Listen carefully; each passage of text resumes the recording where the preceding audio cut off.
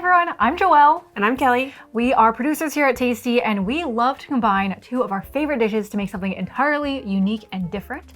So today, Kelly's challenging me with one of her favorite foods. I brought one of mine, and we're gonna see what we're making. Let's do it. Shall we review? I'm excited. 1, 2, 3.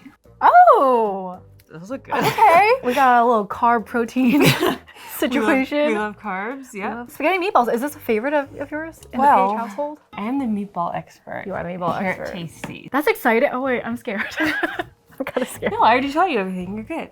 That's all I need to know. Tell me about these. These are, as you can see, some dumplings.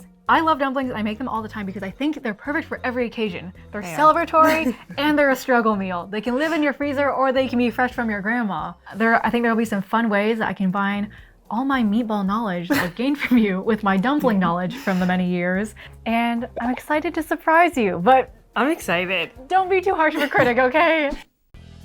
So I've got my groceries for what we're gonna make today. Some things from the grocery store, some things from the pantry. Starting off, lots of chives, some Napa cabbage, fresh ginger, fresh garlic, white onion, shiitake mushrooms, a nice bunch of cilantro, white miso, ground pork, and ground beef. And then from the pantry, we got cornstarch, light soy sauce, honey, rice vinegar, mirin, which is not rice vinegar, fish sauce, sesame oil, white pepper, and then some chili crisp.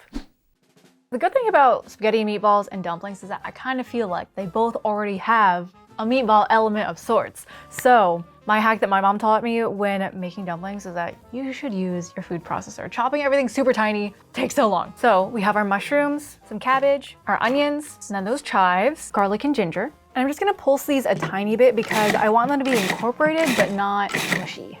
For our proteins, Kelly's Tasty 101 meatball video talked about including multiple meats for enhanced texture, so that's why I have 2 here today. Oh, and I realized also, I almost didn't follow Kelly's instructions of adding a proper binder. We're not using soaked bread like the nonas would, but my Chinese mother and grandmother would use an egg. So we can add that to our grocery list retroactively.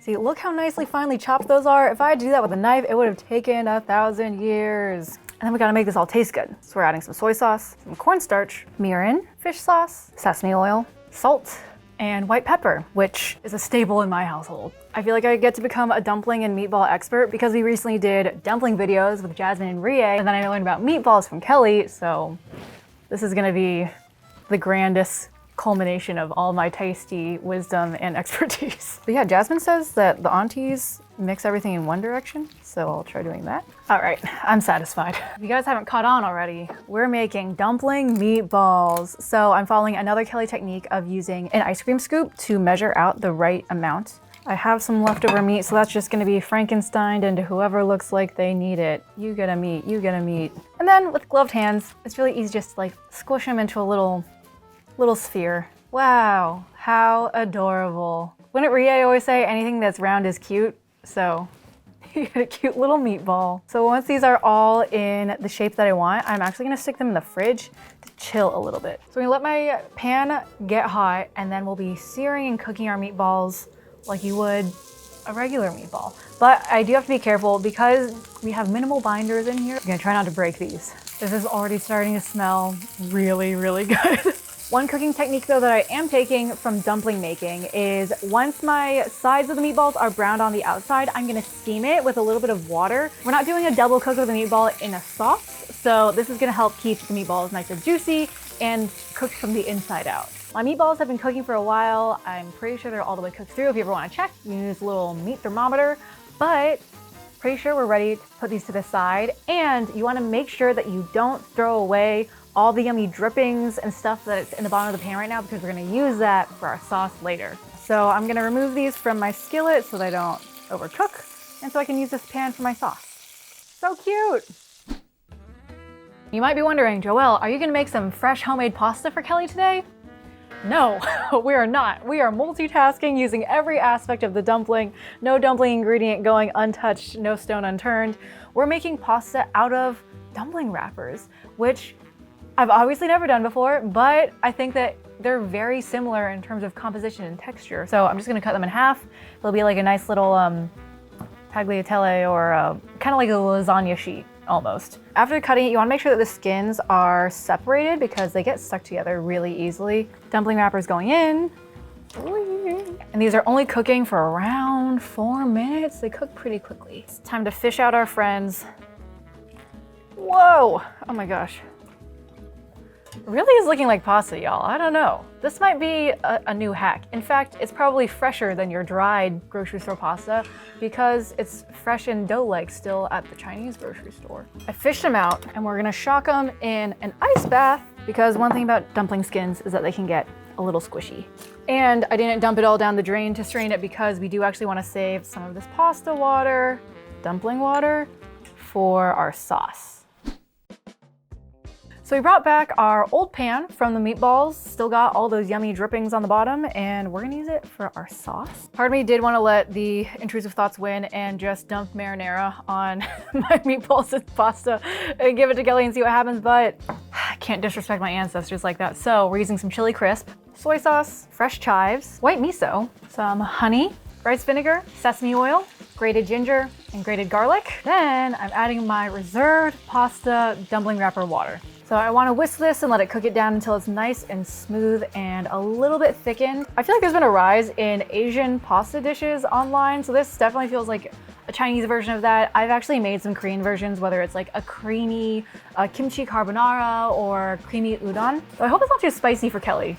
I don't think she really likes spice very much.